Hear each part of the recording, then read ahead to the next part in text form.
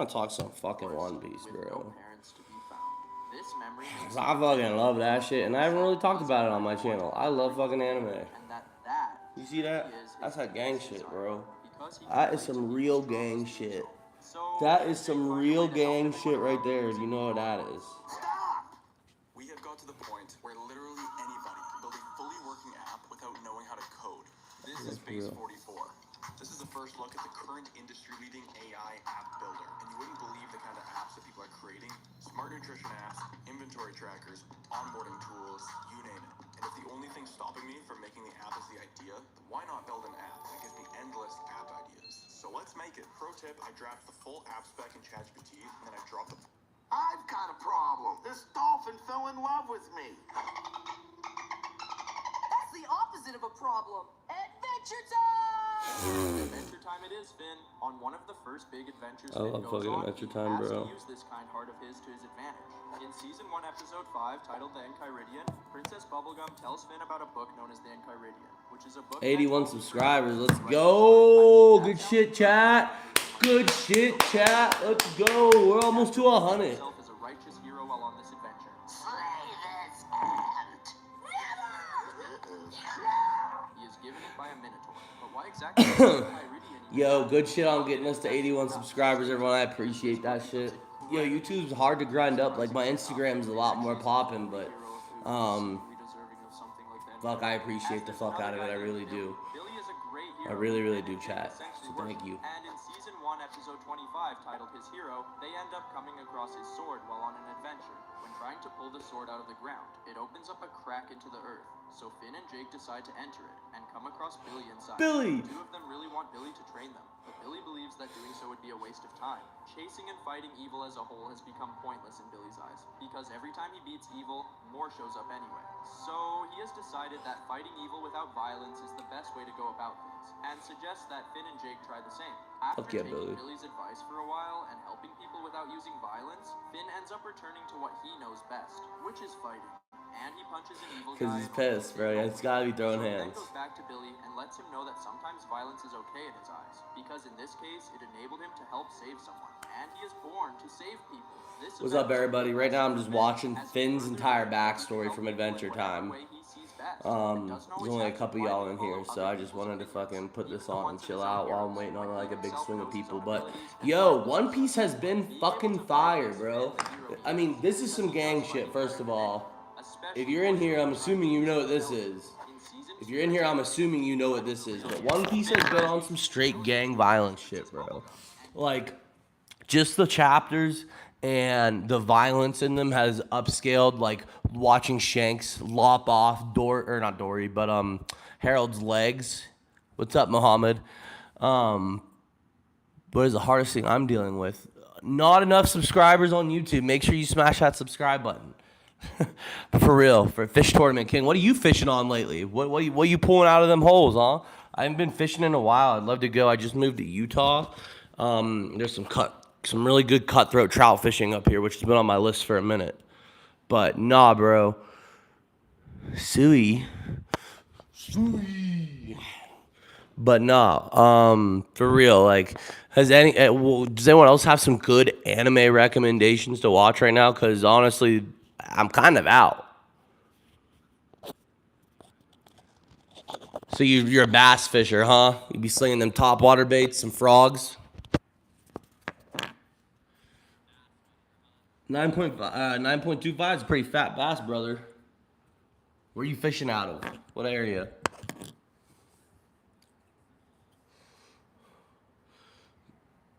I grew up like originally in like northwestern PA. I grew up off one of the best musky lakes outside anywhere.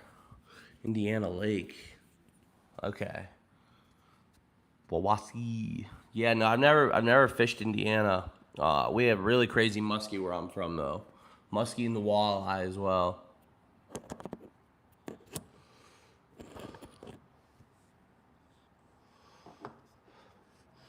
Indiana Lake. Do you? I'll subscribe to you. If you do post on here. I'm gonna screenshot your name. And then after my stream, I'll subscribe to you because I can't figure out how to do it from just my phone for some reason while I'm in the middle of the live. But yeah, walleye's one of the best eating fish. I'm ready to get out there and fucking nail some goddamn cutthroat, dude. I can't wait. I haven't even looked at the season up here. And he almost kills a Do lot you of eat? people. So question, because I'm starting a channel. My first vid will be in May. All right, bet I'll subscribe to you once I'm out of this because I do love fishing content. So yeah, I'll fucking subscribe to you, bro. If you're ever in the Salt Lake area, hit me up. I do travel to California for work, but I'm trying to get some fishing content out there. It's been a minute since I've been out in the water, honestly. But no, do you ever eat bass? I was gonna ask that. Do you ever eat bass? Because low key, they're kind of good, but no one ever eats them. I mean, I know there's better out there. Like I'm a walleye guy. Like walleye cheek. Walleye cheek is so good. Crappie are pretty good eating too, but you have to catch a shit ton of them.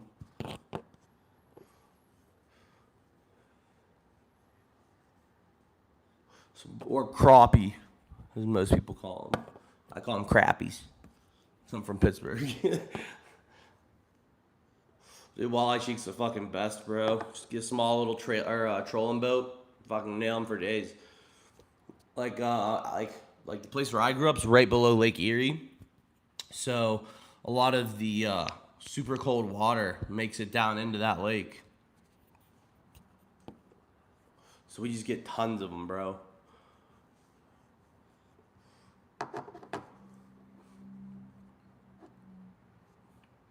Like I found, like, I'm not sure about Indiana. You said you have muskie, so.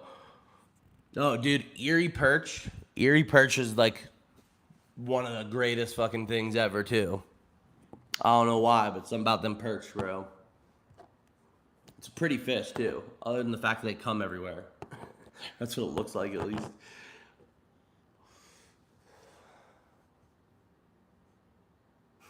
Yeah, for real. But shit, bro. What's up, chat? How you doing?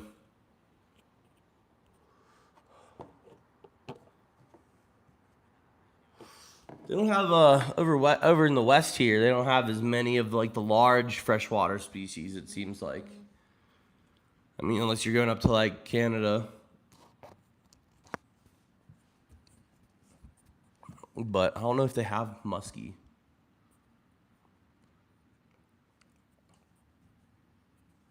22. Guess how old I am.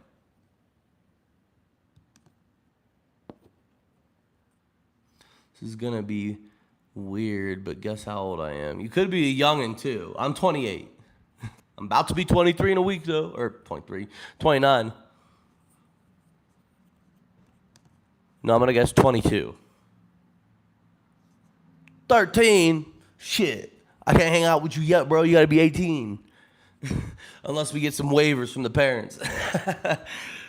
I'm not a weirdo or nothing, but you're a youngin'. And people are fucking weird.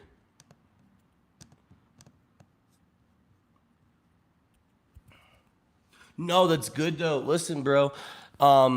If I was fucking 13 again, I wish I was posting content. Like, I only started posting shit like, I don't know, 6 months ago. But like, I couldn't imagine if I had started when I was 13. Like, I'm not making money or anything on this shit yet. My Instagram's pretty popping. I have some channels that do well, but I mean, I feel like in a year or two, it'll be a different story. But like, dude, if I was 13 and I could go back, especially with like the quality phones that you guys have nowadays versus like when I was growing up, like I would be posting, bro. Just don't do nothing too fucking dumb so you get fucking canceled by all this soft ass fucking shit. Although cancel culture is starting to fall off a little bit, which is good because I miss saying some things. Like when you call your buddy up on his birthday and you make it a festive greeting and talk a little shit. I mean, I still do it, but. Woo! Someone's yelling, whoa.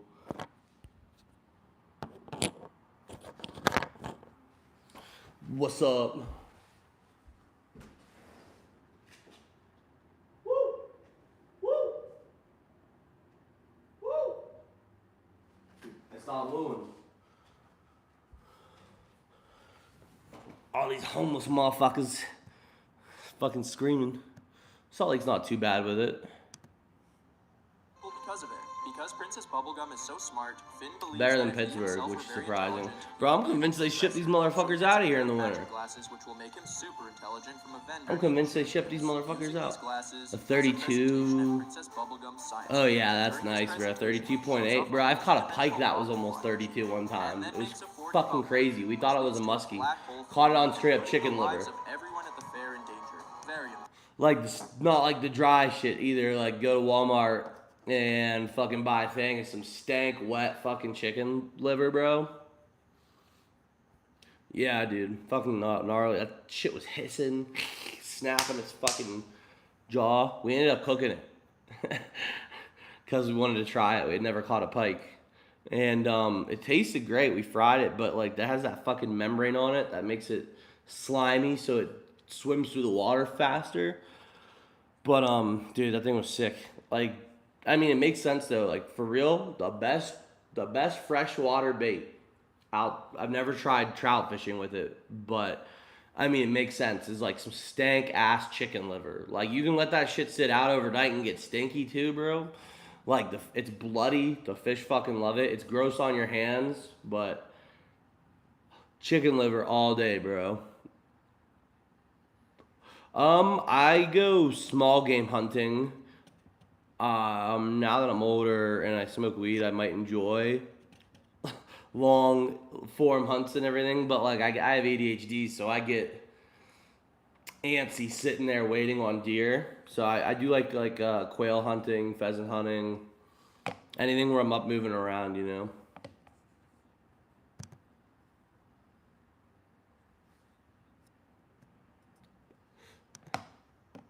impressive, I must say, Finn. Princess Bubblegum then tells Finn that he's not himself with the glasses on and that she needs the You a bitch with them she takes glasses, the Finn. off him, which causes him to lose his super intelligence. And now that Finn is back to normal, in order to solve the whole Bro, for no reason, this dude is double cheeked up. Like they just like, and then they drew, they took away his double cheeked upness. Like just for like one moment, they showed his cheeks being fat as fuck. whole problem, he decides to try and defeat it with what he knows best, using his sword to fight. And Bro, I gotta grab this drink real quick. Some soda.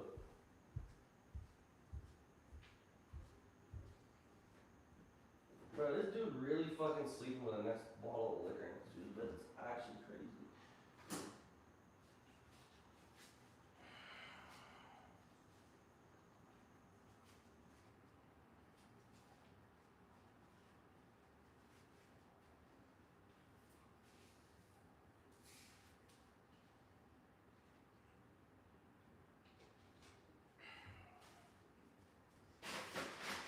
Alright, making some food real quick.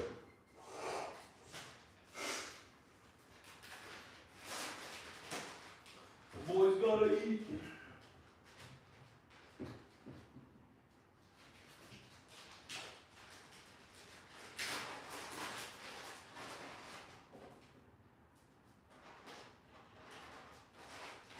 Oh yeah, I'm cooking.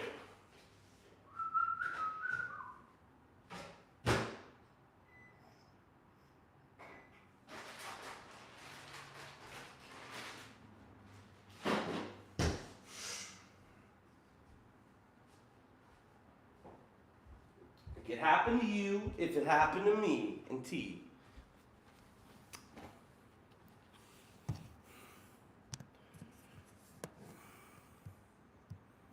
And while going to do so, the bubble one hits his sword and turns it 4-dimensional. Jake, let me go! Finn, don't do anything stupid! I can't help it, man! I'm all about stupid!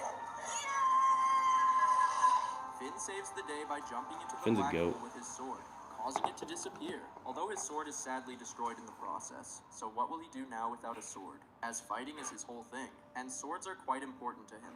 You have it listen, you type it in, and then you go dig it. Well, in season 2, episode 19, titled Mystery Train, Finn is on a train where the passengers are being murdered, and he wants to get to the bottom of who's doing it. He finds out that the 10 train point conductor bucks, nice, is supposedly bro. behind these murders. Then, while going to fight him, Finn ends up coming A across 38-pound buck? That was. Is that how much them bitches weigh?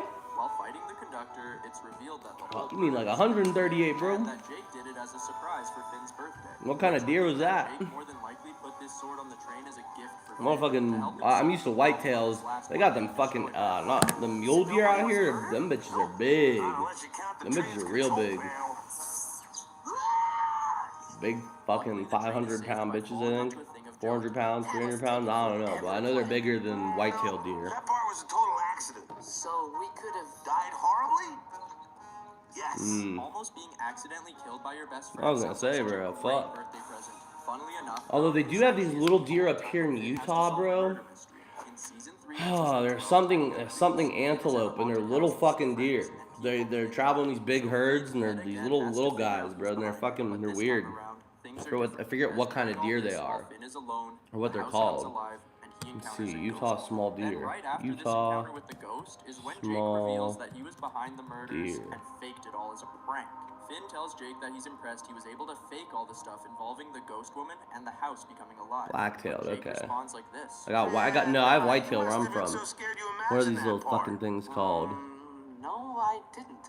Haha, nice try, Finn. After hearing Jake respond like that while leaving the haunted house, Finn decides I'm looking it up right to wipe now. the memory of the ghost lady from his mind. That one's going in the vault.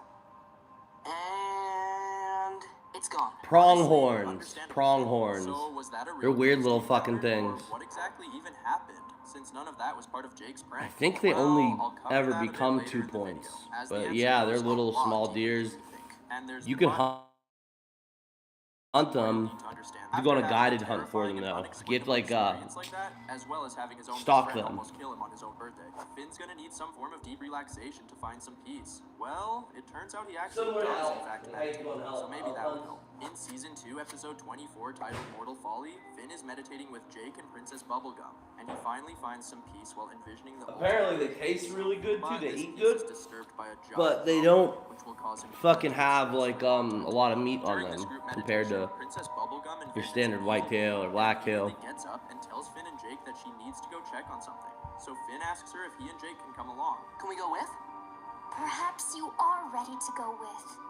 She then gives them both jewelry to wear, and they travel to the center of the heart of a giant tree within the Candy Kingdom, where she shows them an ancient evil which is trapped within the tree, imprisoned in amber. This evil is known as the Lich, and he is constantly casting spells to try and get inside Fucking people's heads and control them, which is why they motherfucking hide Lich. the gems in their jewelry, so they I can hate that protect their motherfucker. minds from the Lich.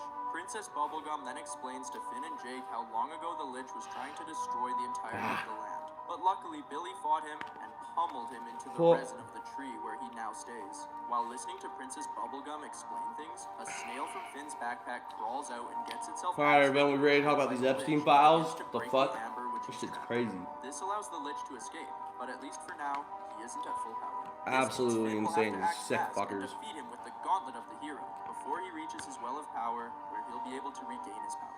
As the Lich's only desire is to destroy all life, Finn must defeat him, and cannot fail. On their way to catch the Lich, they end up bumping into Ice King. Because of him wasting their time, the Lich reaches the well before Finn and Jake are able to catch up. Once they finally catch up, while fighting the Lich at his well of power, Finn's gauntlet is crushed into pieces, and his gem is smashed, which allows the Lich to control him. But there's a lot on the line, so Finn won't give up without a fight, and he fights his hardest to get the Lich out of his head. Walk into the well, Finn. Aren't you cold? No, I'm not! I've got a sweater on! And he defeats the Lich with the sweater which Princess Bubblegum made for him. Thankfully, Ooh has a great hero such as Finn, who is willing to use a little violence when needed, and everyone is safe. Or Real. are there? As Ice King accidentally drops Princess Bubblegum. Why is into the Adventure well, Time so fucking good, bro? This shit was a cartoon when I was in high school. On Cartoon Network. This shit's deep. So in season 2, episode 25, titled No, it was on season she is 1. recovering in the hospital, and during this, Ice King tells everyone that he saw something weird when she fell in the well. But Finn doesn't want to listen to him, as I mean, he's the reason for her being in the hospital in the first place.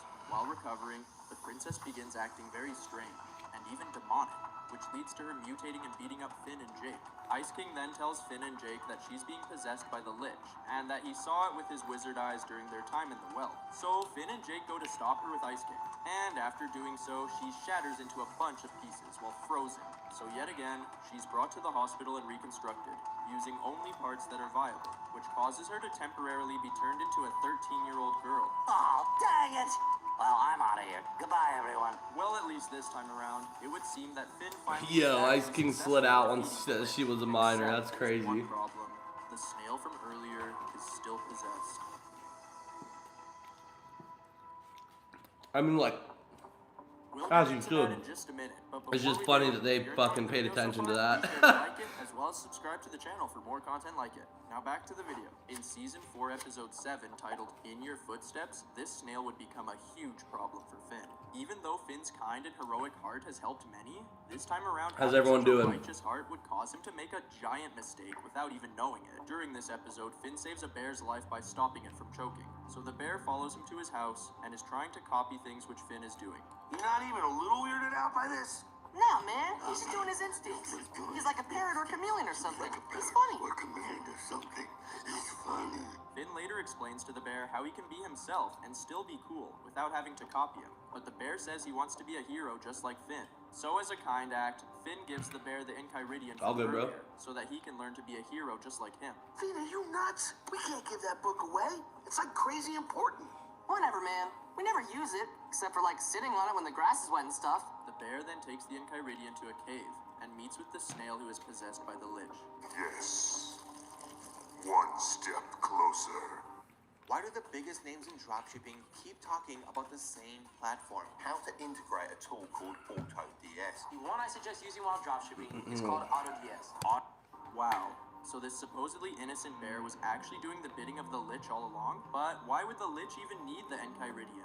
What use is a book? Well, in Season 4, Episode 26, titled The Lich, Finn has a dream about the snail flipping through the Eiichiro and summoning the Lich, who then attacks Billy. Dude, After One Piece? telling Does Jake anyone in here about watch One Piece? Jake concludes that Finn had a premonition dream which was predicting the future, all because a being known as the Cosmic Owl was in this same dream. As supposedly the Cosmic Owl is a key symbol within visions that will play out in the future. To give some context, in Season 3, Episode 18, titled The New Frontier, Jake has a dream similar to this where he's floating in outer space with a banana man and then starts suffocating. And the dream then ends with the Cosmic Owl screeching. So Jake believes that he just saw how he dies, and is paranoid throughout the whole episode, especially when he and Finn come across a banana man. Someone's downstairs. I'll take a look. Who is it? It's the banana man. By the end of the episode, it would seem events are playing out near perfectly to match his dream, but Finn is with him. So the events of the dream don't play out, as in the dream he was alone. In the Croak dream, it was just me and Banana Man. But this time, you're here too. Must be destined to happen again. When you're not I can never leave your side ever again for the rest of our lives. Now coming back to Finn's dream in Season 4, Episode 26, because of the Cosmic Owl being in Finn's dream, Jake believes that this dream is definitely very important, and that they should go talk with Billy. After Billy hears about Finn's dream, and is told that the Cosmic Owl is in it, he asks Finn if he's ready to come with him on a mission to save all life from the Lich once and for all. For this mission, they have to obtain each gem from all the crowns of power across Ooh, so they begin doing just that, and while doing so, they take a quick break for food while only needing one more gem. During this break, Finn wants candy, so he searches Billy's bag for some and comes across the Eiichiro inside. You're probably wondering, how on earth did Billy get it? Well, Billy lets Finn know that he found it in the mouth of a bear. Then he lets Finn and Jake know that the book has magical powers, and tells Finn to turn the sword on it sideways. The book then opens up a hidden section and summons all of the gems of power into it. This allows them to see a holographic map of the multiverse, and a little guy named Bucko begins explaining things and talks about the time room at the center of the multiverse.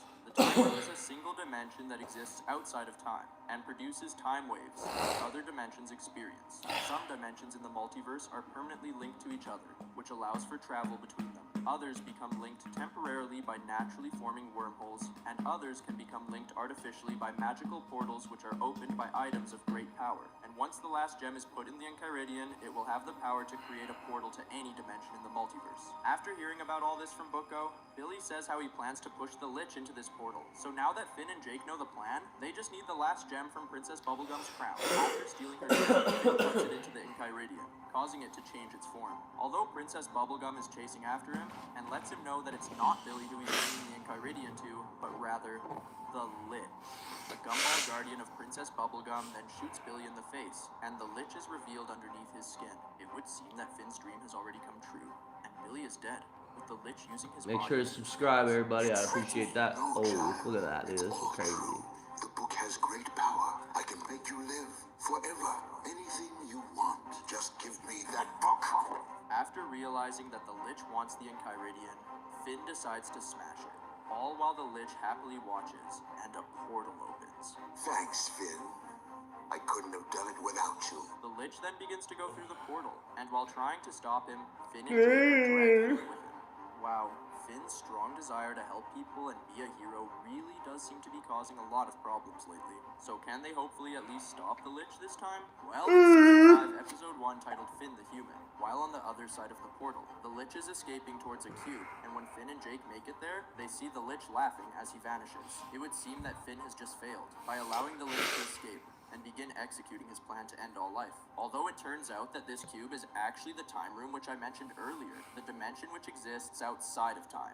And while in the time room, Finn and Jake come across a being known as Prismo. And yes, it does in fact turn out that they already failed at stopping the Lich from executing his plans, and are too late, as Prismo has the ability to grant people a single wish. And he Yeah, just granted I the just Lich got the my hair extinction of done. all life. That's Yeah, why he just bitch, I disappeared got my from hair life, because done. when wishing for the extinction of all life, Ah, his own timeline it's so and killed retarded. everyone, as I well love as it. himself. So how exactly are Are you Finn pulling and this Jake shit up still front like alive this on then? purpose, Well, bro? it's because they are safe in the I time just room got my until head they make done. their own wishes, because What's the up? time room exists You're in here for One outside of Piece. time. Say, what the fuck is The up? problem of the Lich having just killed Bitch, everyone, Finn uses put his in a wish to dip. use You that already wish know they never calling me existed. Flit. Yeah, I'm about to trip. I just put in a dip. Ooh, I'm about to sip off of the purple. Get lucky in Kentucky. What's up with Kentucky with that shit? Yeah, it's fucky. Kentucky's weird, bro. I'm from Pennsylvania originally. I've never been to Kentucky because like all you guys do is just dress fancy once a fucking year for a goddamn horse race. And you drink bourbon. You command legendary warships and battle And probably controlled enemies. do fucking Percocet. This wish causes Just him like to begin Pittsburgh living in a more and simple West timeline Virginia, that's an you know. alternate version of his original reality. Like what the This fuck is new he reality in is Kentucky Farm outside of World. horse Farm racing World and Finn university? ends up falling into a cave and comes across a hermit who's an alternate version of Finn's Mammoth vampire caves, I think, friend are there? Marceline from his original reality. Yeah, And she's caves, protecting the college crown, which is bitches, on the dead body of Simon Petrikov, horses, who's an alternate version of Ice and King. bourbon. She Four explains to things. Finn that 1,000 years ago, Simon gave his life Four to save things the down in planet Kentucky. from annihilation through mutagenic horror. And using his ice powers from this supposedly magic crown, Simon was able to stop. But yeah, for real, shout out One Piece. That shit been heat for a while. I mean, it's been on a roll since like Wano Kuni. I mean, it's been great the entire time, you know. But if you like One Piece, make sure to subscribe. I fuck with it. I'm not asking for no donations. I'm not asking for no bullshit. I mean, I'll take my dick out for 5 subs though. Because he believes that magic isn't real, so he just ignores the hermit. I'll even do a and decides to helicopter steal trip. the crown in order to sell it for money to pay for saving his dad from a gang known as Destiny Gang. I appreciate While trying to everyone sell in the the chat crown, though. it gets stolen by this You same know, Destiny Gang. I'm still a So small Finn goes creator, to so get it any of the back, and after subscriptions I fighting, can get the really leader of the fucking gang means a decides lot. to I'll give it subscribe back to salt in anyone the else. wound, to the fact that because Finn messed with the It Destiny is for Gang, you. they've already started burning his village down, as well as his house with his What's for mom, me? dad, and baby sibling inside, with his family in danger, on the edge of death. Having no other choice, Farmworld Finn prays that the hermit was right about the crown being magic, and puts it on. Wait, no! Finish! What's for me, Fisher Tournament King? In Season 5, Episode 2, titled Fisher Tournament King seems like a fucking young fucking gentleman that's not a pussy. I will check it out. I just can't do it in the middle of the stream here.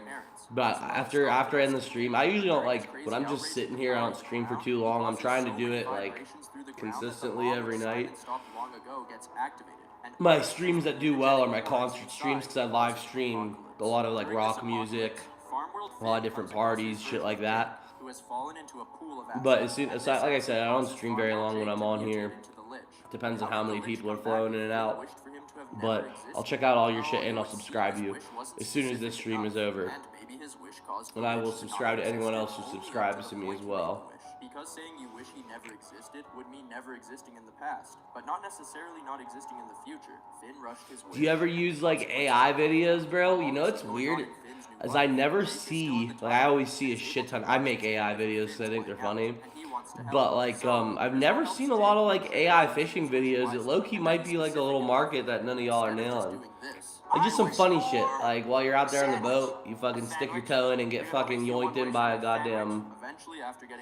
Oh, so actually, bro, you can use an app. It's called Prism Live. I'll subscribe to you after this.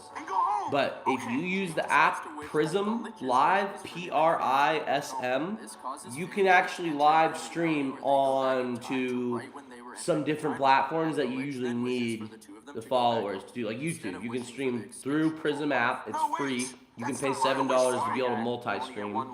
But I highly recommend it because you can live stream. It'll overpass YouTube. You have to get the RTMP, which requires a little bit of work, but you should be able to figure out if you have a fucking smartphone.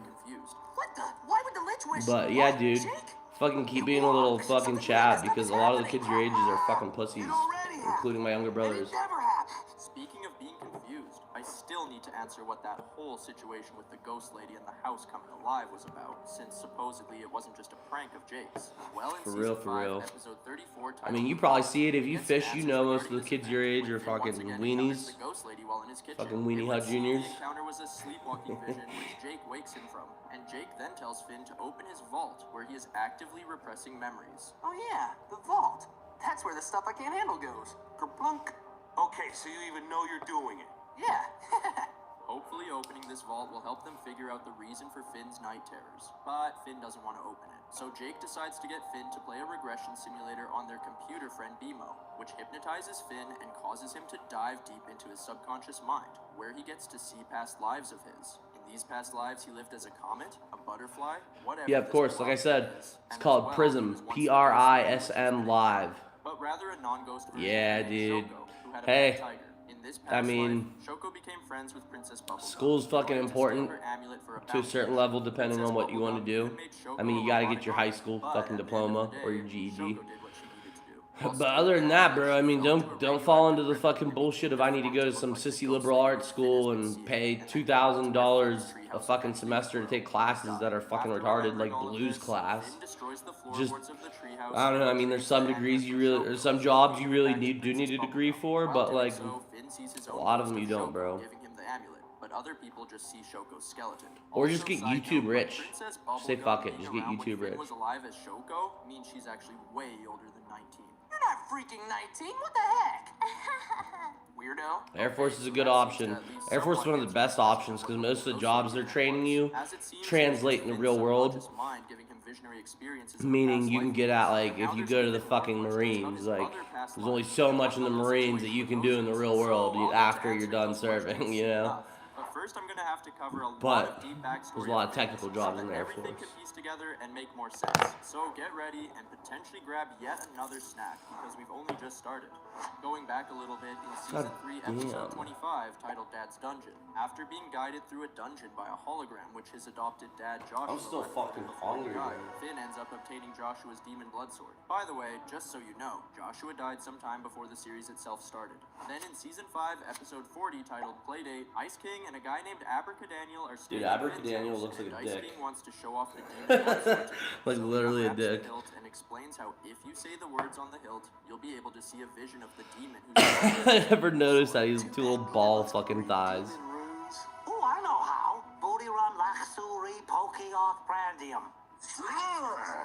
Oops. Ice King reading this summons the demon Keoff. And he's definitely not just a vision. Finn then comes across the problem which Ice King just created, and decides to break the sword, believing it will banish Keoff. But instead of banishing him, doing this releases his blood from the sword, and only makes him even more powerful. So Keoth then steals Jake because he thinks he's Joshua, and he wants revenge on Joshua for chaining him to his wall and taking his blood long ago. So Finn goes to save Jake in Season 5, Episode 41, titled The Pit, and he brings another demon blood sword with him to fight Keoth. Although it would seem Finn made a big mistake, because Keoth is able to suck the demon blood from Finn's sword to make himself more powerful. Except it's not demon blood. It's a frozen grape juice that was blessed by the priest. Bless this sword, Fodder. Check, please. Wait, what? I guess Finn actually did use intelligence for once, instead of just violence. Good job, Finn. Wait. This game, you're not ready for it. But as we know, he can't usually rely on intelligence, and he'll still need another sword to replace his broken demon blood sword. So in Season 5, Episode 45, titled Blade of Grass, Jake tells Finn to get a new sword, and they head to a market. Here they meet a suspicious vendor who sells Finn a grass sword. Right away, Finn seems very skilled with the sword, and well in tune with it. So in tune, that when he cuts an apple for his friend Tree Trunks, she says this. That apple slicing is too perfect. Demonically perfect. That sword is cursed! At first, Finn and Jake just laugh her comment off, but at night, Finn has a dream of the sword consuming his body and turning him into grass. Then, when he wakes up, the sword is beginning to wrap itself around his wrist. This makes him so scared that he goes and kicks the sword into a river, only for it to come back to him. Understandably, Finn wants a refund, and goes to return the sword to the vendor. But the vendor refuses to take it back, and lets Finn know that it is now a part of him, for eternity. You know what? I think I'm cool with that. But This acceptance of the curse luckily allows Finn to gain some control of the sword on his own. Then, not too long after obtaining the Blade of Grass, during Season 5, Episode 52, titled Billy's Bucket List, Finn comes across Billy's ex-girlfriend named Canyon, which causes him to reflect on how he has dealt with Billy's death, and acknowledge that he's still in denial. So together, he and Canyon decide to go to Billy's home. It's time to go see Billy's crack. While at his crack, Finn and Canyon come across Billy's bucket list, so they decide to complete it in honor of him. After completing the list, Billy appears in the stars and speaks to Finn. He tells him that he must go to the Citadel, because that's where his father is. Joshua's not alive. Me and Jake buried him behind the... not Joshua. Your other dad. Dad the human. What? He's alive. He's alive. He's alive. He's alive. He's alive. He's alive. He's alive. In Season 6, Episode 1, titled Wake Up, Finn is unsure if he should go and find his real dad. Maybe there's a good reason he didn't raise me. But eventually he figures it would be cool to see what he may look like in the future, and decides to go find him. So Finn goes with Jake to visit Prismo in order to figure out how to reach the Citadel. Prismo then tells them how the Citadel is a prison where the worst of criminals go, and Finn assumes his dad is the warden of the place. Prismo then also tells Finn and Jake that in order to reach the Citadel, they would have to commit a cosmic crime. So he tells them to bring him a certain sleeping old man back, but to not wake him up while doing so. After Finn gets the man with Jake, Prismo tells them how the old man is him, and that Prismo himself is the dream of this old man. This means that if the man is awoken, Prismo would disappear. Killing a Wishmaster is a cosmic crime, and doing so would get them to the Citadel, just as they want. Then suddenly, the Lich who has been waiting in the time room stuck in limbo and not having his wish changed by Jake, makes a move and wakes up Old Man Prismo. After awakening him, the Lich kills Old Man Prismo and is taken away by guards to the Citadel. I'm coming down! Then in Season 6, Episode 2, titled Escape from the Citadel, Finn and Jake jump on the Lich and is taken away. And while in the Citadel, they come across Finn's biological dad, who is locked up in some kind of crystal, just like all the other criminals. But the crystal which he's imprisoned in begins melting, as it turns out that the Lich is using magic to free all the prisoners, causing absolute chaos. Once he's released, Finn finally gets to meet his biological dad for the first time. Although his dad doesn't seem to be only wants to Finn's your son. Long way to meet you. Son? No. Ooh, ooh, ooh, ooh, ooh, ooh, ooh, ooh, While escaping, his dad gets ooh, shot by a Daddy, guardian yes. and has a chunk Daddy, of his leg yes. burned off. So he Daddy, tells Finn to get him yes. some guardian blood Daddy, to heal yes. his leg. While Daddy, Finn tells him yes. to heal his leg, his Daddy, dad yes. reveals that his Ooh, name is ooh, Martin, ooh, and Finn then ooh, asks him why he ooh, would abandon him ooh, in the ooh, forest as a baby. ooh, But Daddy, Martin says yes. he forgets and Daddy, just yes. shifts the blame on Finn. Ooh, ooh, Daddy, yes. Ooh. Fuck, bro. I get so mad that people fucking actually fucking sit in their fucking lives and do that and have hundreds of people watching. I just don't fucking understand it. I don't understand it one goddamn fucking bit. I will command a great and terrible. I mean, I'm not really doing shit here, but like, fuck. Got concert live streams that got fucking more motherfuckers watching some fucking incel dude saying daddy. My fucking concert live streams with sick ass music. So fuck you. Fucking bitch. His skeleton starts growing flesh, and the trance which the lich has him in is broken. So Finn then begins throwing guardian blood at the lich, but while doing so notices that his dad is escaping, and Finn has way too many unanswered questions. So he then runs off and leaves Jake with the lich to go chase his dad, who is climbing away to a platform with a bunch of other prisoners trying to escape. It's clear Martin doesn't want to be around Finn, because while a worm is cutting the tether of their platform to escape, as Finn is climbing to reach this platform, Martin says how the worm chewing the line should chew faster, and the line is then cut while Finn is still climbing. So, to not let his dad escape, Finn holds on tight to both ends of the line, and his grasp arm begins to take over, using excessive strength to hold onto the line, with Finn's other hand holding onto Jake, who has now begun helping. But it's no use, as eventually Finn's grass arm tears off his body and rips his arm off with it. He then falls back down to the citadel, and his dad is gone. Just like that. While having fallen back down into the water of the citadel, guardian blood touches the stub of his ripped off arm, and a flower grows. Kind of weird, but this will become very important. Luckily, Jake saves him from drowning, and because he's bummed about the events which just unfolded with his dad, Finn hopes that at least maybe the lich has been dealt with. And Jake then lets him know that the lich is now a giant cute baby. Awesome. So they go back home and leave the lich baby with their friend Tree Trunks and Mr. Pig to take care of. This baby becomes known as Sweet Pea. So what exactly is Finn going to do with a literal flower for an arm now? Well, in Season 6, Episode 4, titled The Tower, Finn is trying to use a new arm made of candy which Princess Bubblegum made him, and it isn't working so well. Because of how inconvenient this new arm is, Finn gets very angry. His dad causes the candy arm to explode. Seeing Finn struggles, Jake tells him that if he listens to his melon heart, he will find the answers he needs to solve his problems. And Finn believes that his melon heart is telling him to go punch his dad in the face. Well, those things are bad, so they can't be the real instructions. But you keep listening. Then, while laying out in the sun with his new flower arm, out of nowhere, a magical ethereal arm takes form around Finn's flower and gives him a whole new arm. You must have exploded the candy arm before. It's almost like I'm trying to tell myself something. Like a message from my melon heart. So while believing he is following his melon heart, Finn begins building a tower into space, using this new arm's power to move objects through the air. And he leaves a note for Jake saying this: Jake, I'm going to space to punch my dad, steal his arm. Back soon, Finn. While building the tower, Finn accidentally goes through a cloud person named Carol's house, and gets blasted in the face by her with electricity. After a bit, Carol eventually comes back to Finn so she can apologize for blasting him. And she's curious about the song which Finn has been singing while building his tower. You know, the song about him building a tower into space so he can rip his dad's arm off. Baby's building a tower into space to tear off his dad's arm. Carol then gives Finn a lesson about how he should stop obsessing over revenge, but rather fix his own current situation himself. I used to be water. I used to hate people swimming in me. So what did I do? I evaporated. I got myself out of there. You have to stop obsessing about revenge. After reaching a great height with his tower, Finn begins hallucinating, and a spaceship comes to pick him up. After waking up on board, Finn sees his dad inside the ship, so he goes and punches him in the face and tries stealing his arm. But it turns out it was Princess Bubblegum disguised as his dad, and she had taken advantage of Finn hallucinating like crazy to trick him.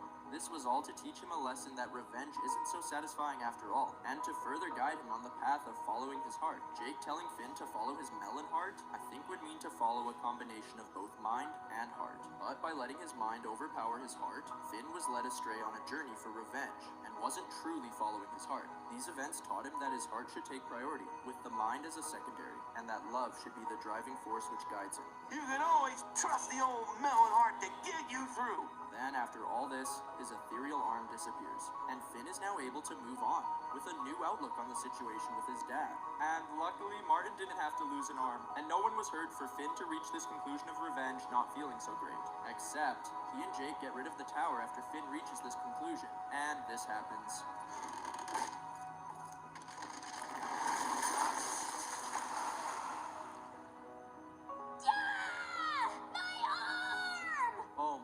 I guess both Finn and Princess Bubblegum have arm problems now. And on top of this, it would seem Finn's usual joyful personality has changed to being rather depressed. I guess it makes sense after losing both your arm and your dad.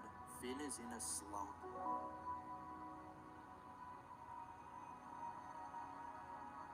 In Season 6, Episode 6, titled Breezy. While at the doctor, Finn is told to go out and have fun to help with his new flower arm being droopy, which is a representation of his current state of depression. So, Finn decides to take the doctor's advice and starts filling this hole in himself by making out with as many princesses as he can. All while during this whole episode, there is a bee named Breezy who is in love with Finn's flower and is following him around. After Breezy eventually tries to make a move to get with Finn and his flower, she is denied and flies away sad. I'm lost in the darkness, Breezy. Then, while going to bed after making out with Lumpy Space Princess, a petal of Finn's flower falls off, which seems to be a symbol of all of this making out seeming artificial, and none of it seems to be doing anything to make Finn whole again, but rather is making him spiral into an even worse state. And while sleeping after this, Breezy comes to Finn and sings about her love. Finn joins in the song, all while wondering if it's a dream or not, and asks himself who calls to his own heart. And as he asks himself that, Breezy transforms into Princess Bubblegum with a sword in her hands, and says this: My hero, arise, let love be your guide. Just like Jake's advice from earlier. If you listen deep in your melon heart, that's where the real instructions are. Except this time there's emphasis on being guided by the heart, with the melon as a secondary guide. Yo. Finn's flower blooms into a tree and bursts open, revealing a new arm for him with a little thorn in his palm. So why exactly is there a thorn in Finn's hand now? As well, what was that sword which Princess Bubblegum was holding while singing to Finn? Well, let me answer that. Awaken to a world of wonder in Final Fantasy XIV Online. Ooh. Take it easy and play your way. In Season 6, Episode 19, titled Is That You?, Finn and Jake are performing a dream ritual in order to honor Prismo and the pickles which he had made for them before he was gone. They then conclude the ritual with Jake eating the last pickle, and the both of them instantly go to bed to dream. Finn then wakes up, but weird things begin happening, like Jake exploding repeatedly.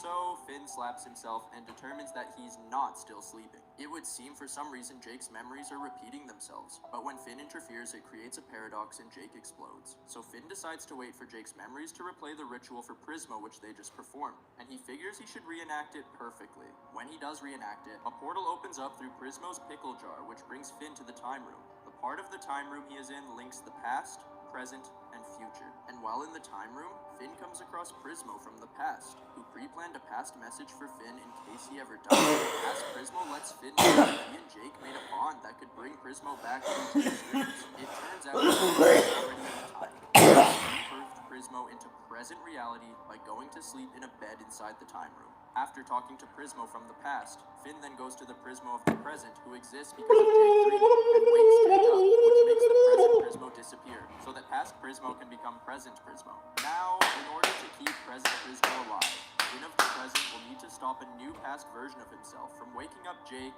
and ending Prismo, so they can end the time loop paradox of Prismo disappearing repeatedly. But that also means this for Jake. That means one of your alternate reality incarnations will sleep for eternity to keep me alive.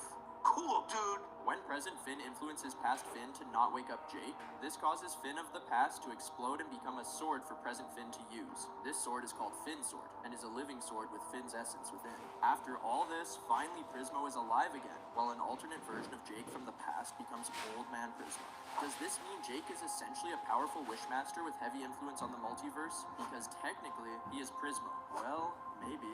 But since we are talking about Finn, I guess I might just have to make a video on Jake to answer that question. Let me know in the comments if I should. Anyway, this sword which Finn receives from a past version of him blowing up is the exact sword which Princess Bubblegum was holding in the scene where Finn gets his arm back. So because of Finn letting love be his guide like the princess mentioned earlier, by wanting to save Prismo because of his love and care for him as a friend, this guided him to obtaining the very sword she held while singing. That makes sense.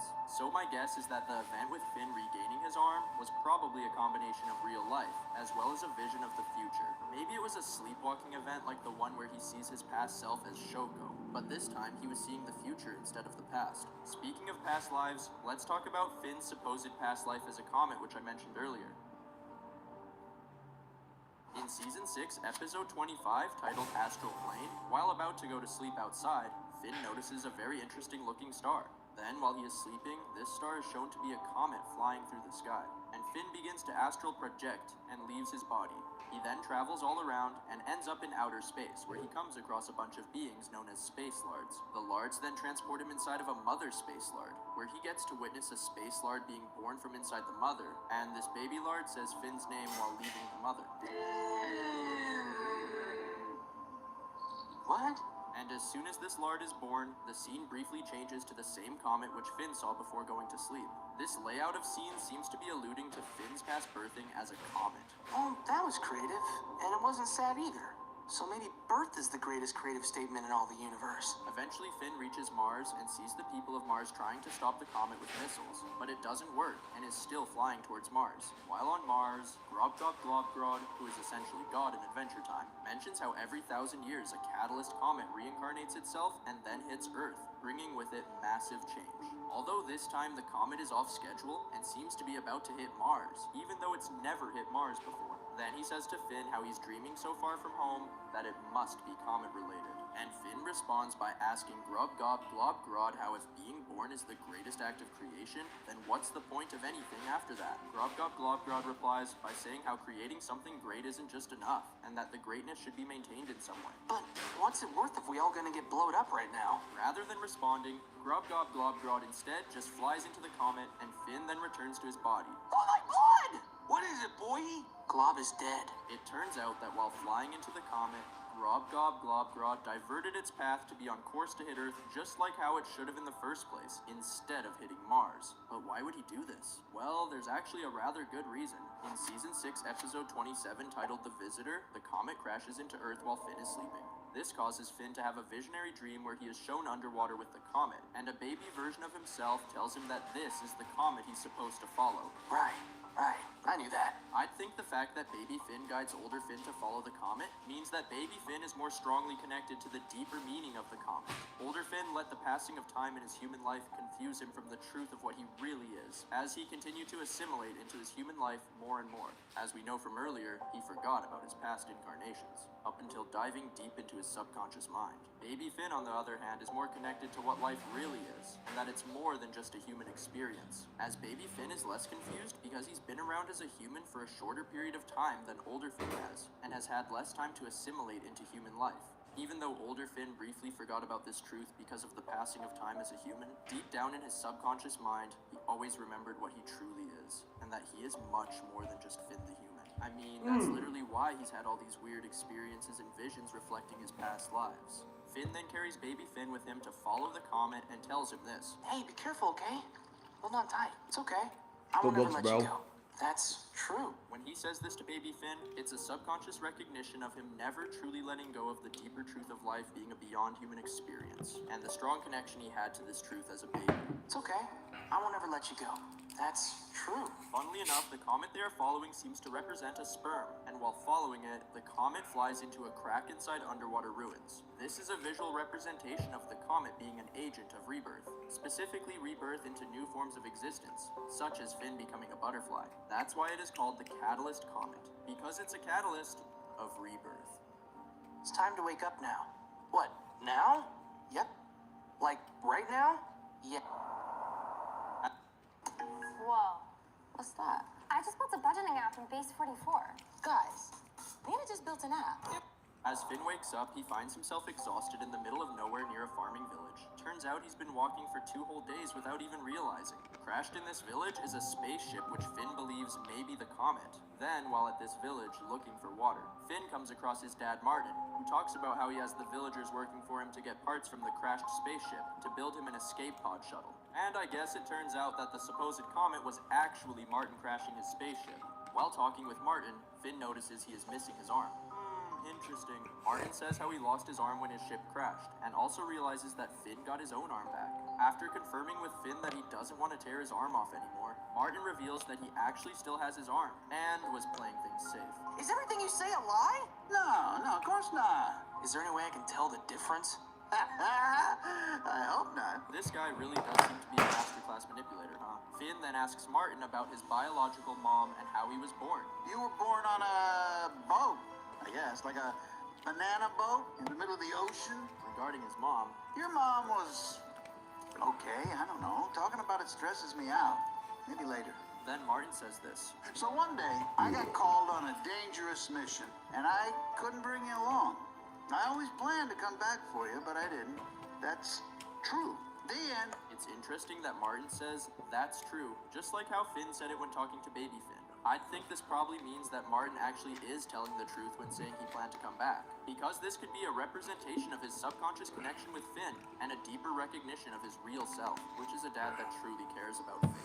But maybe truly somehow, events in his life just happened to play out in such a way that he never could come back for Finn. The universe may just have had bigger plans. Although during this particular time, that doesn't seem all that true in Finn, as after waking up to Martin about to leave without him, Finn gets mad at him and sends him off in the escape pod by himself. Then at the end of the episode, while finding his way home, Finn wonders to himself what that whole dream with the comet was even about, since apparently the comet didn't actually hit Earth, but rather it was Martin's spaceship. Well, in season 6, what's up, chat? How's everyone doing? Be Sweet, we get the first of What are many you doing, answers right? to this question of Finn's. He mentions how he had another dream where he's a comet boy coming back to Earth over and over again. As well, he says how there was a fake comet that was a bearded man in a spaceship. Keep in mind, Sweet Pea is a transformation of the Lich after being healed by Guardian blood from the Citadel. It's rather weird that it seems that he is connected to Finn somehow, considering he knows of the events with Martin crashing his spaceship. It's also interesting that he is having these visions similar to that of Finn, and things only get creepier as the episode ends with Sweet Pea saying this. The comet.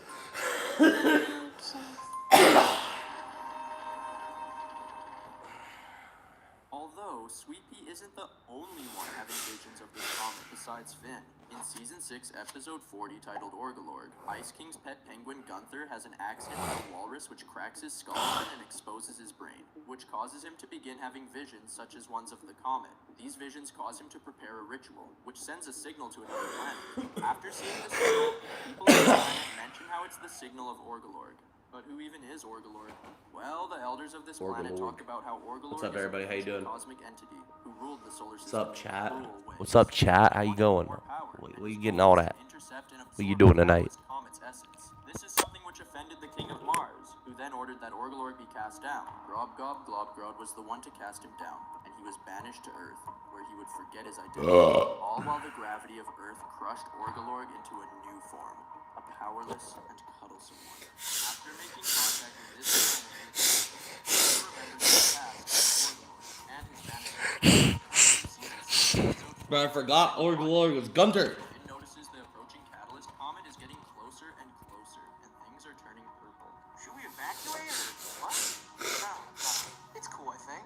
Is she here to, like, shake things Yo, up? yo, No? yo. It's okay. Yo, what's up, chat? How you doing? Let me whisper in your ear. You already know that Garrett is here. Gonna put you in the headlights. You look like a deer, and you know what I'm saying. I drive a John Deere, bitch. Hey, I'm something. Bass button. You already know I'm smoking something. That's right, bitch. Get tight, bitch. You already know. I get right, bitch. Yeah, I be flowing. Pockets bigger than Samoans. That's right, I get it going because the girls love what I'm showing. And when I'm in the club, they give me hugs. And they give me a little rub on my nub. And you know what? I also call it my pud because it's spud and it looks like it needs to get rubbed. I don't give a fuck. I don't go in the tub because I'm a dirty bitch bastard boy and I'm retarded. Yo. It's Mr. Easy Rider here. I just got my head Yeah. What's up, follower? How you doing? How you doing, buddy? What's going on in the chat? Make sure you are liking and subbing. I would genuinely appreciate it, even if you're not fucking with what I'm doing right now. I'm just hanging out, trying to hit a nightly stream. My other streams are more poppin', where I'm at like live concerts and parties and shit, but trying to just get on once a night, try to get more shit pushed to my videos and my channel, so I would genuinely appreciate it if you did subscribe. I'll subscribe back as well. No control over this beast. We're on a journey into mystery, unless I figure out what this bozo responds to. The moth then begins to fly towards But like, yeah, how's your night going? So bananas, man. Bananas, man. And Orgalorg then eats the catalyst comet, so Finn dives into his mouth to try and stop things. Now remember that thorn in Adventure Time's so fucking good. It comes in handy and begins to slice apart Orgalorg from the inside. Like, and ends up defeating him, leaving the comet How the fuck? Cracks open and reveals an entity who begins to speak with Finn. Finn, do you remember? Oh, yeah, I think so. As Finn remembers, he recalls being the comet and crashing on Earth, which caused him to become a butterfly. He mentions how him becoming a butterfly was a random absurd thing, which is a joke he's been playing out for centuries. Who's creating the joke?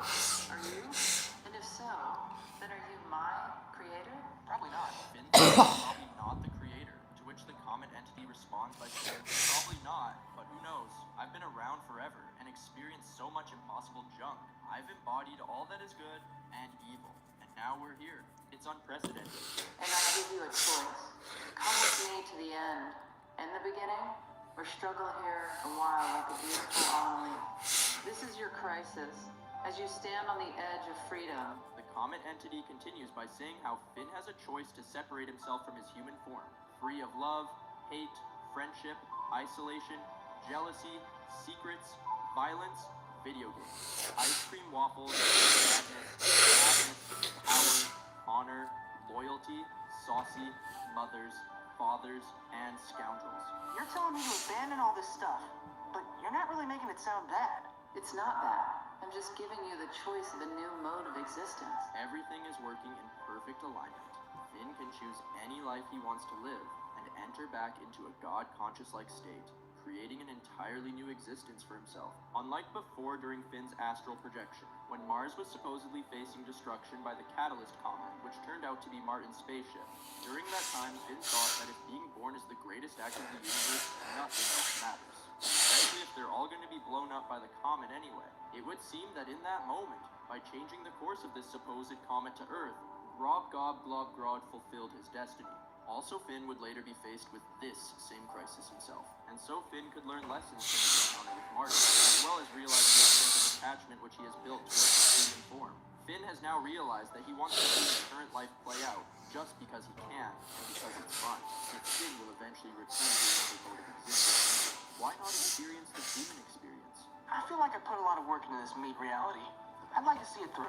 After Finn chooses to continue existing as a human, Martin says how he would like a new mode of existence himself. Are you seriously trying to bail out again? You burn enough bridges, the only direction to move is forward. Well, there ain't no changing you, I guess.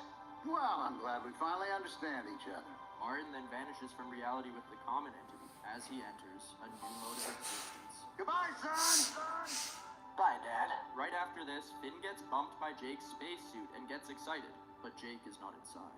Except soon enough, Jake shows up with Banana Man on a spaceship. So I guess maybe Jake didn't die in his premonition dream, and was saved by Banana Man right before suffocating to death. Or maybe Finn's choice to stay as a human created a split in timelines. Jake dies, and one way, as he does have a central role in the function of the universe, and he could in some way potentially be the creator of the universe, because he is the Catalyst Comet which brings major change.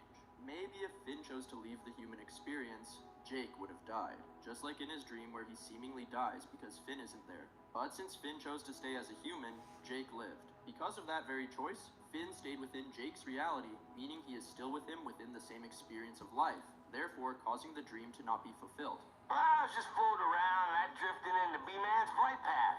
It's pretty random, right? It wasn't random. I did it. And on top of Finn saying this, while watching their spaceship come back to Earth, Princess Bubblegum says this. You think Finn and Jake are alright? I'd say it's about a 50-50 chance. That's pretty much everything in life, isn't it? This could definitely be an allusion to it being 50-50 if Finn decided to stay human or not, and how reality is affected and potentially split by that individual choice, with the choice determining if both Finn and Jake are dead or not. On their way back to Earth, Finn and Jake also drag Orgalorg back with Banana Man's spaceship, where he turns back to being Gunther, although the potentially reality-altering events don't even stop here for Finn. As in Season 7, Episode 23 titled Crossover, the fate of the multiverse is at stake. When Finn and Jake get a call from Prismo through a jar of his pickles, they go visit him. While at the time room, Prismo lets them know that the farm world Finn from earlier, who went crazy from the crown, is trying to use his universe's Enchiridion to create a portal to the multiverse. As it turns out that after Jake made his wish earlier, farm world Finn became his own being within the multiverse. If farm world Finn manages to do this, it could potentially be catastrophic. Because Prismo's powers are limited due to events going on in Farm World, Prismo can't simply fix the timeline himself. So he sends Finn and Jake to Farm World with a special device to take care of Farm World Ice Finn. Take this and use it to take care of the ice fin. Wait, what do you mean by take care of? Good luck, guys. We're all depending on you. While watching Farmworld Finn performing a ritual with his universe's Enchiridion, Finn and Jake debate over what Prismo meant by taking care of this Finn and mess up Prismo's plan by deciding to try and steal the Enchiridion instead of using Prismo's device. This allows the Farmworld Lich to be able to bring the Jewels of Power to the Enchiridion and open a portal to the multiverse. Farmworld Finn believed that the portal was being opened so he could try and save everyone across infinity, although his version of saving people is trapping them in ice to keep them safe, because he's been driven mad by the crown. And this whole time, the Lich has been manipulating him by taking the form of Jake, so Farmworld Finn would do his bidding and assist him in reaching his goal of accessing the multiverse so he can kill everyone across infinity. Just like how the Lich faked being Billy to manipulate Finn earlier. After seeing Finn and Jake trying to put a stop to things, the Lich begins trying to kill Jake. But luckily, Finn's grass hand takes over and cuts the hand of the Lich off in order to free him. As Jake falls to the ground beside the portal, the Lich's hand falls on top of him, and Jake then accidentally pushes the hand into the portal while getting it off himself, which causes the Lich's hand to get sent to every reality in the multiverse. Now that Farmworld Finn has realized that the Lich betrayed him, he takes his crown's jewel out of the Enchiridion to regain his power so he can try and fight him, which closes the multiverse portal. Finn's grass arm then slaps the crown off of Farmworld Finn, which allows Finn to talk to him, and somewhat get through to him now that his brain is no longer actively being corrupted by the crown. Your name is Finn Mertens. Your whole thing is you want to help people, remember?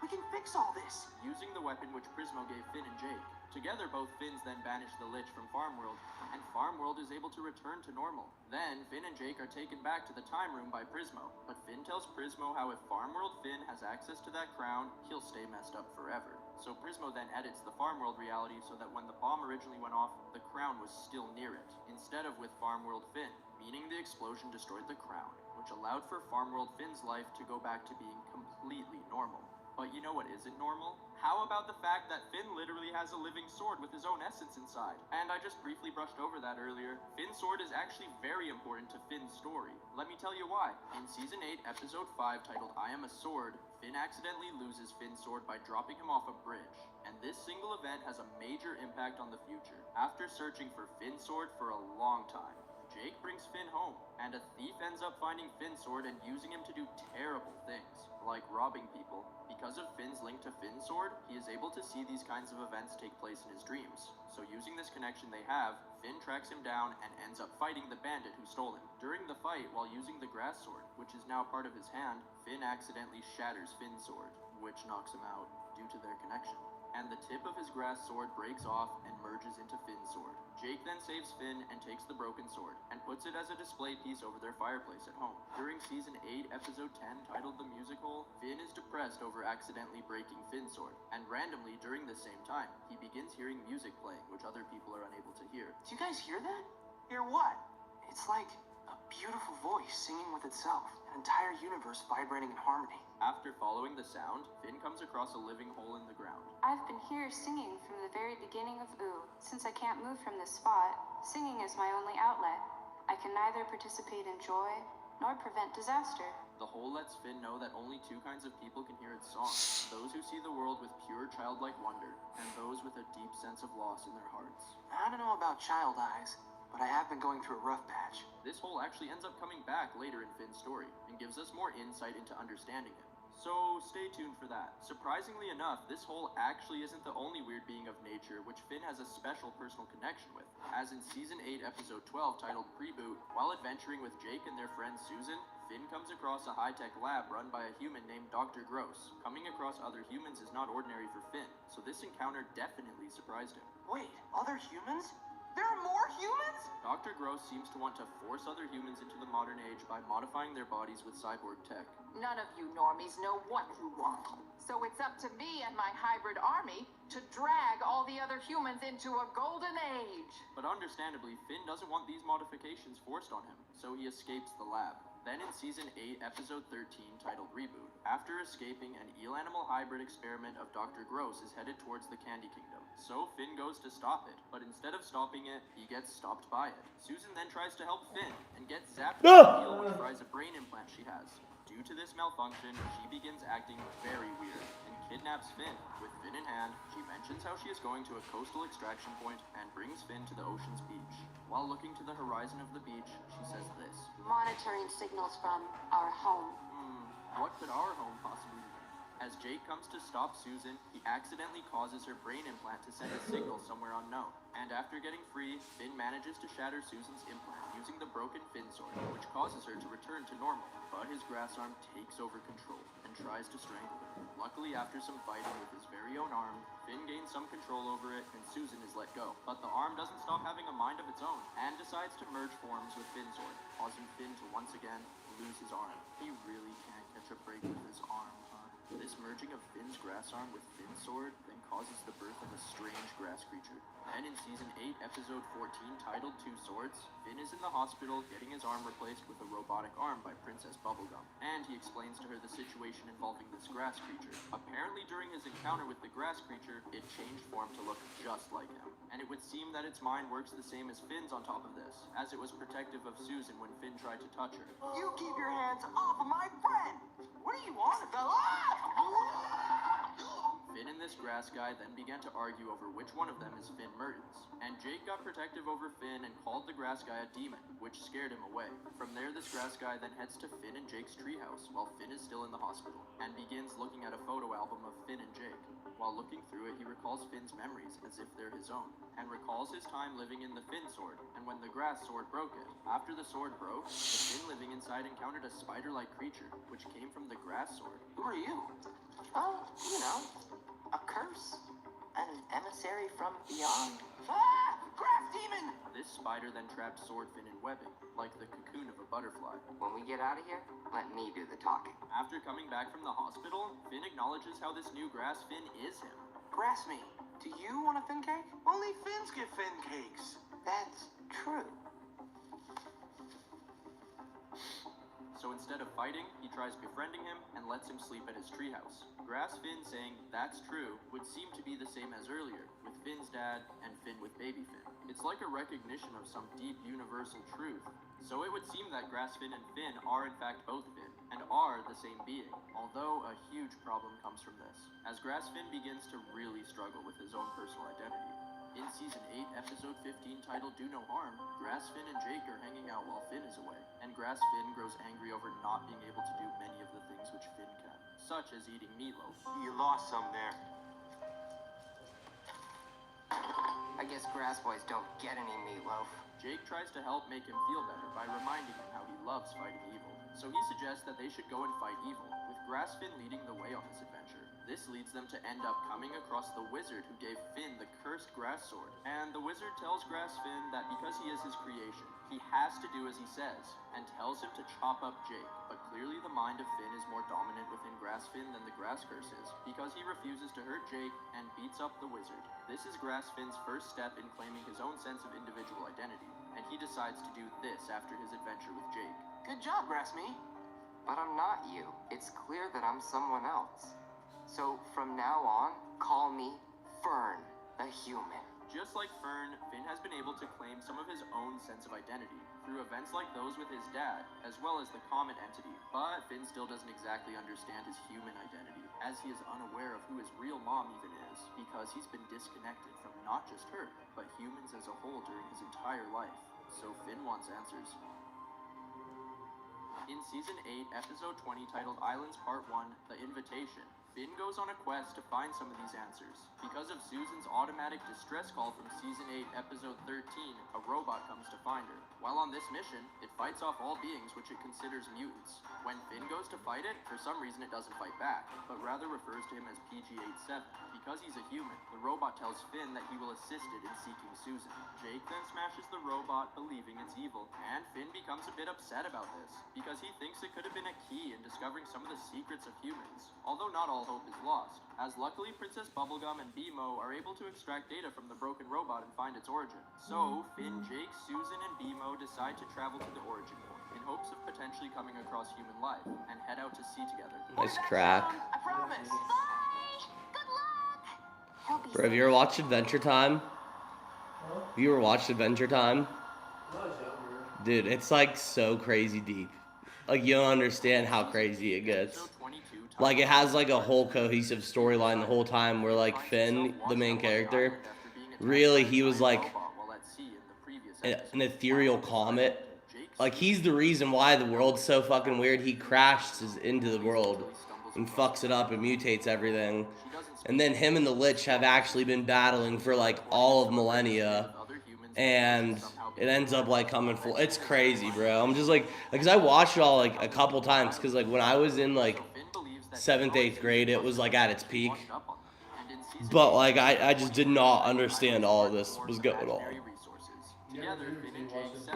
Well, I think, like based off what I see, like, Adventure Time actually has, like, won, like, Oscars and, like, it's, like, considered to be, like, quite literally one of the best cartoons of all time.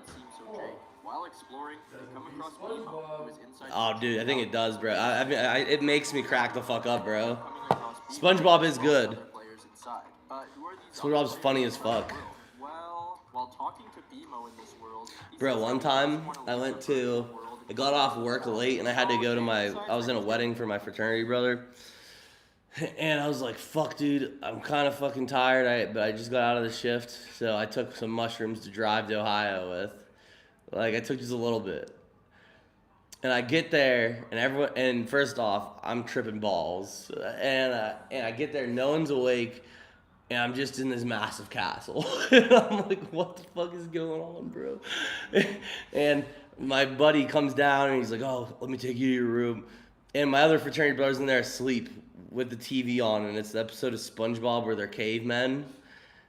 And I couldn't find the remote, bro, and I'm just sitting there listening to he's SpongeBob, and I'm just like cracking the fuck up, bro. Like, I can't stop. And so I ended up fucking going into the shower and so smoking weed in the shower at this castle for like 3 hours, bro. Yeah. What are you doing? I'm gonna go eat some mac and cheese and tuna, then come back down and go to bed. Yeah, dude, mac and tuna's fire. I don't have to make it for it. Nice. Nice. So I'll be back in a little bit, and then fucking come back and actually I need to watch ball. So you got yourself a bottle. Yeah. Yeah, I'm sure you were. Oh, I just have to get the big one. Follows a small robot which is flying around the city. This leads him to a room where there are a bunch of humans inside of pods being maintained by these same little robots, all while they live inside the virtual world. Wow, and to think our reality could get like this. Jeez. Jake then ends up turning off the entire simulation. Nemo's pretty upset with you. Why'd you tell him it was me? You want me to lie to him? Yes, he's our son. And this causes all the humans of the city to come back to the real world. And chaos ensues as they don't know how to function that well outside of the virtual world anymore. But luckily, after getting BMO back into the real world, the little robots repair the simulation, and the humans return back to the virtual world. It's Finn's first encounter with this many humans, and this is what he gets to see. Yikes, what a species humans are. Anyway, now it's time for them to head off to the next island in hopes of finding Susan. In Season 8, Episode 24, titled Islands Part 5, Hide and Seek, they find Susan. But it would appear that she is sleepwalking in the middle of the day. It turns out that she is connecting to a flashback of hers, where her past life living on this island is shown. During her time on this island, she was trained at a school by the same Dr. Gross from earlier, using brain implants to upload knowledge into her. Her training was to become what the humans call a seeker. These seekers are able to be controlled by their higher-ups through their brain implants, almost like human robots. And the job of one is to bring back people who are trying to leave the human utopia. Because the founders of the human utopia believe that the outside world has become incredibly dangerous, due to the bomb which created Finn's homeland, as well as mutants. So they want to keep people safe and away from these potential dangers. I know I'm talking about Susan right now, and not Finn, but this flashback of hers is actually quite important, as it shows Susan preventing Finn's dad Martin from escaping by throwing a boat onto his legs, and then bringing him to a hospital where a nurse named Minerva Then after coming back from her flashback, Susan says this to Finn. My name is Kara. After recalling her past, in Season 8, Episode 25, titled Islands Part 6, Finn and Marty, Susan guides Finn and Jake to a ship so they can go to what she calls Founders Island. So wait, why are we going to Founders Island? I'm taking you back to your mom. You knew my mom? You're just gonna drop that? Her name is Minerva. She's a helper. So Finn is the same nurse who helped Martin in Susan's flashback. After Susan reveals this to Finn, we are shown important events of the past which played out with Minerva and Martin. It turns out that Martin was actually playing both sides by helping people escape the human utopia, while also simultaneously letting Seekers know about them, all so he could get cool gadgets from people he'd screw over. At one point, some people which he was helping escape didn't really trust him, so they forced him to come along with them to run away, which is why he's being called by Susan in the hospital. During the time in the hospital with Minerva, Martin ends up falling in love with her. But there's a problem, as he's supposed to be taken away to a re-education camp during his healing process, which will retrain him to not try to keep escaping. Due to Martin's charm and ability to Minerva begins to fall in love with him right back, even while recognizing his con man-like abilities. So what are you? A con artist or something? Yeah, you make it sound so glamorous. So when people come to take Martin away to re-education camp, Minerva decides to lie to them and tells them that Martin's not in suitable condition to go. Turns out he's medically unfit for re-ed. He's got a rare condition called garbage body. That sounds completely fake. Coming from anybody but you, Dr. Campbell. That was breathtaking con work, Doc. From here, the two of them go on a date, and their relationship grows stronger and stronger. Later on, Martin is even shown standing beside Minerva as she gets an award for being a friend of the Seekers. All while the same people who were caught by Seekers when forcing Martin to escape with them see this on TV while in re-education camp. Martin and Minerva then end up deciding to begin living with each other, and together they have baby Finn. Their life with one another looks fantastic, but great don't last.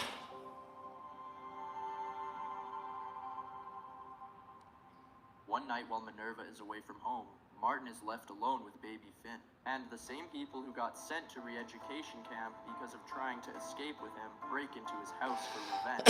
Martin is left with no other choice but to run for his life with baby Finn. So he books it, then grabs a raft which he has stashed away, and sets off away from shore and into the ocean.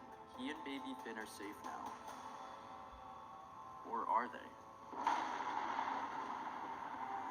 As the two of them are stalked by the same guardian robot which Finn was beached by, Martin needs to take action, fast, before he and Finn are potentially killed.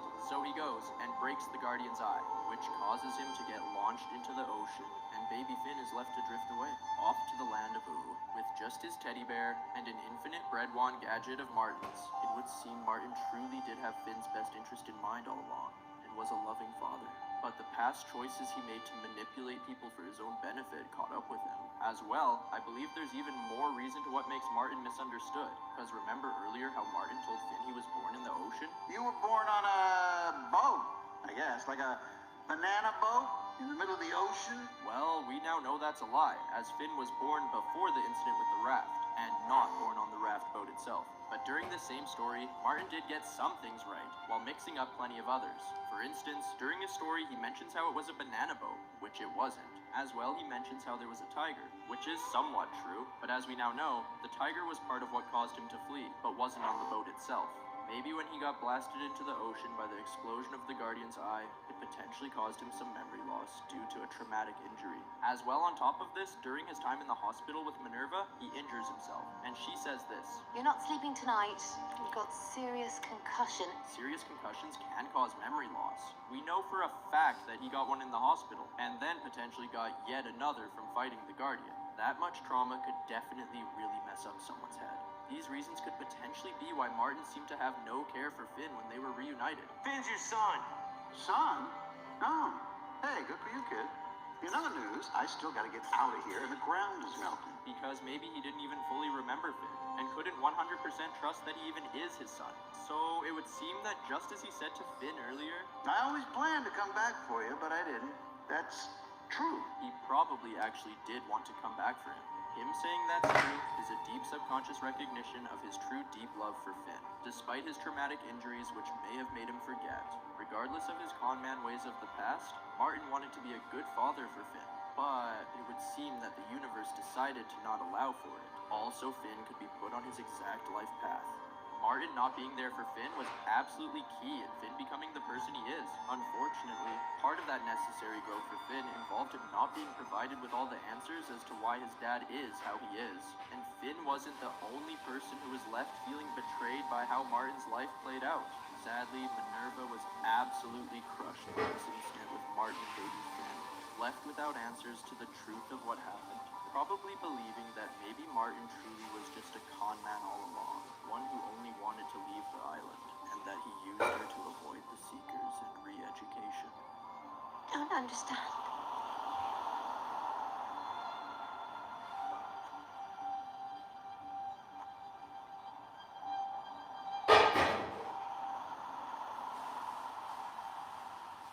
The fallout caused from these events was catastrophic for Minerva, and in Season 8, Episode 26, titled Islands Part 7, Helpers, we get to see how so. As Finn's adventure to find her continues, using the human tech they came across while on the other island, Susan tracks Minerva's brainwave signature, which leads them to another island with an advanced human civilization full of humans.